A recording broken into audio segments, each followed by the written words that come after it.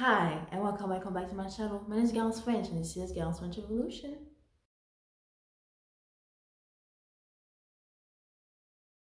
Today, I want to talk about the miniseries Eric. If you don't know, Eric is a miniseries that was released in May of 2024 on Netflix. It is starring Benedict Cumberbatch as the main character, and it has 6 episodes that are about an hour each, I believe. So this is a story about the disappearance of a young boy called Edgar.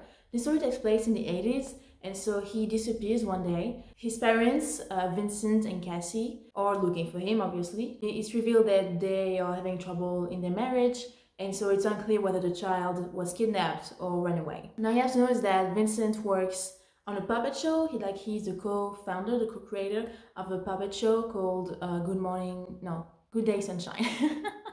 He's a co-creator of a puppet show called Good Day Sunshine, where he plays, well, a puppet, like those animated puppet things. I'm gonna put some pictures because I can't explain, and so he's a co-creator of that, so he's not famous, but he's pretty well known in the children entertainment scene. And so his son disappears, and that's, well, pretty big for him. And Eric is the name of a puppet that his son Edgar has started to draw. And to bring him back, Vincent thinks that he has to make Eric come to life and that Edgar will come back home. So yeah, Eric is the puppet. It is Vincent's inner monologue. Like we see the puppet is not as a puppet, as a natural character. It's like Vincent's inner monologue. I want to talk about this series because I watch a lot of things on Netflix. I try to watch pretty much everything that comes out. I like TV shows and I like miniseries. I think miniseries are a cool way to explore a subject like without it being a movie, but so I watched Eric on Netflix. I didn't really know what it was about. I just saw the image of Benedict Cumberbatch with a puppet, and I was like, that looks weird. What's happening? And so I was like, okay, well, I'm gonna watch it, and I did, and I can say I was pleasantly surprised. Like it was very good, and I was not expecting it to be this good. I was like, oh, a child disappeared. Okay, it's an investigation, and then there's like puppets involved. At first, I was like, but it turns out it was so great, and I'm so glad I watched it. What I want to talk to you about in this video is what I think the series is actually about is change. And I'm going to use 2 characters to explain you why. The first character that we're going to analyze a little bit is Vincent. So he's the protagonist, he's the father of the child that has disappeared. As we said, it is not clear in the beginning whether Edgar was kidnapped or if he ran away. We see a lot of scenes at home where his parents are fighting, maybe not in front of him, but they're just being sort of mean with each other in front of him. And then once he goes to bed, they start yelling at each other, but he can hear, obviously, because they live in an apartment. So Edgar doesn't really feel, I don't know if he doesn't feel loved, but he doesn't feel safe. Vincent is a very troubled man. As I said, he's the co-creator of this Muppet show, but he obviously struggles with alcohol issues, with addiction issues, mostly with alcohol. He's not a very nice guy overall. He's alright, but he's just, yeah, he's not really nice, and he complains a lot because in the beginning he complains a lot because he and his wife were not having sex, and so their life is just not going well, and he's kind of being a dick. And so when Edgar disappears, well, obviously they stop thinking about what they're fighting for, and they just start focusing on finding their child, which is normal. Vincent and Cassie, the mother, they just don't love each other anymore. It's just not working. The disappearance of Edgar just shows that it's just not working. Even when they have the common goal of finding their son, they don't work together. It's not working. It is a very difficult time for both of the parents, but we follow mostly Vincent, and he's looking desperately for his son. And as I said, he's trying to build a puppet, Eric, so that his son will, it's a mission for him. He has to build this puppet so that his son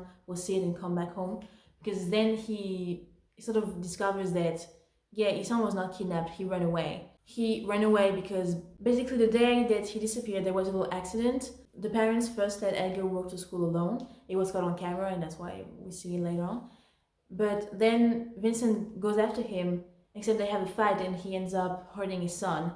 And then Edgar runs away, and so Vincent feels very guilty about that. And he starts to see that maybe he's the problem, and he's the reason why Edgar ran away. He's trying to prove to his son that he loves him, and he thinks that by making this puppet, that will show that he loves his son.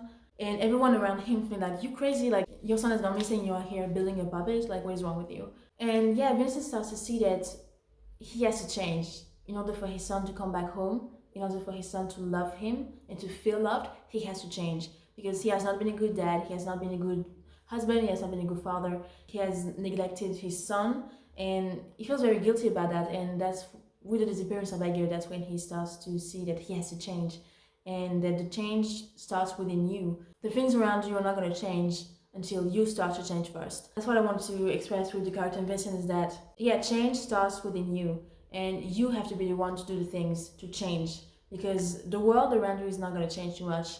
If it's like in its own little bubble, in its comfort zone, it's not going to change.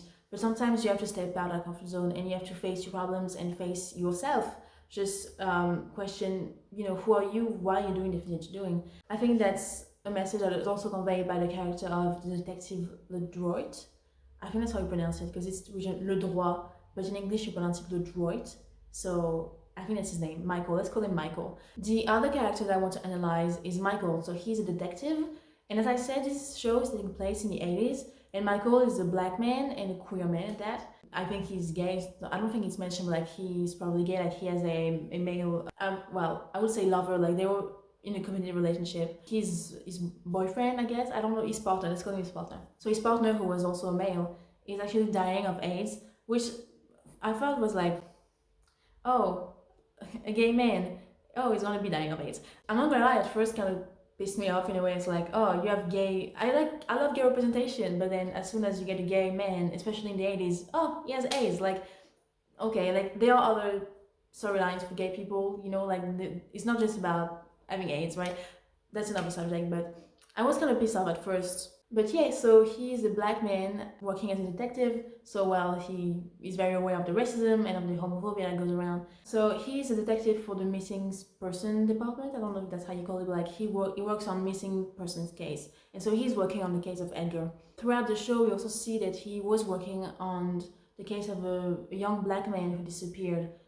His name was Marlon Rochelle, I think. He has gone missing for like a year, maybe, or like a long, long time.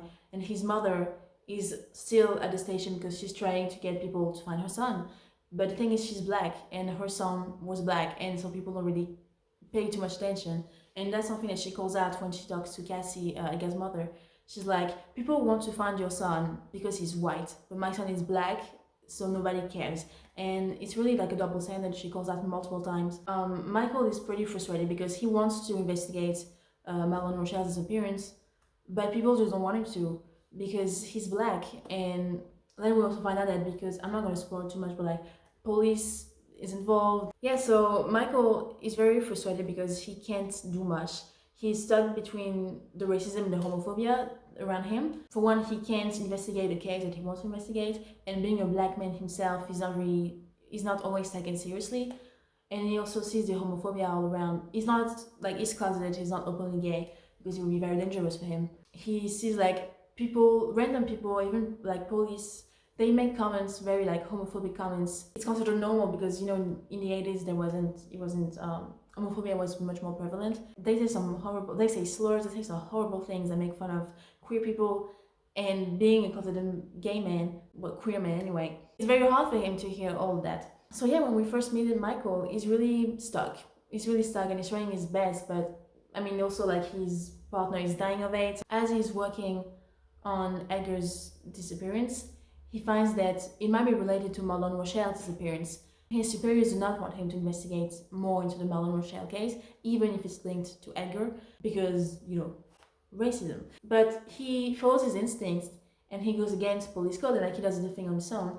And he does find out, I'm not going to spoil to you, but he does find that there is actually a link between the two cases of the two boys that have disappeared. Yeah, basically, he wants things to change around him, and just like Vincent, he realizes that the change has to start with him himself, and he has to be the one fighting, because no one else is going to, because he's surrounded by white men, by straight men, and no one else is going to fight those battles for him. So yeah, he listens to his instincts, he does what he feels like is right, what is morally right. He does solve the cases. That's a spoiler, but like, I feel like you could get that. He does solve the cases. I think that's also an important change, that he realizes that he has to be the one fighting those battles. I think that was a pretty similar character arc to Vincent, in a way that, yeah, it's not the same things, obviously, they don't fight about the same things, but they realize that they have to be the ones starting the change, that he has to start within them. They have to find the confidence to do it. Once they do it, people will follow, because a lot of people want change, but they don't want to be the one to initiate the change. I think that's really what this show is about. It's about change and questioning yourself and your own biases, and why you do the things that you do. Be the action behind the change. Don't wait for other people to do it. Don't wait for bad things to happen. You have to be the change because you have to follow what's right for you. Whether it is, being a better father or not being limited by the racism and the homophobia around you. So I think that was a very interesting show. I'm really glad that I watched it. It was very beautiful. Yeah, I really liked it. So if you haven't watched it, I would advise that if you're interested in those type of things, that you go and watch it. I really enjoyed it, and I'm really glad that I watched it. So yeah. So that's it. That was my little analysis video. I don't know if it's very complete. Like, it's just me, yapping about some things. But I thought it was important to talk about this show because I don't think he got a lot of recognition. Like, he was not very out there. But if that's a storyline that you like, I would advise you watch the show. So yeah, thank you so much for watching. I hope you enjoyed this little video. I have other channels if you want to check them out. And yeah, I hope you're having a great day. Bye.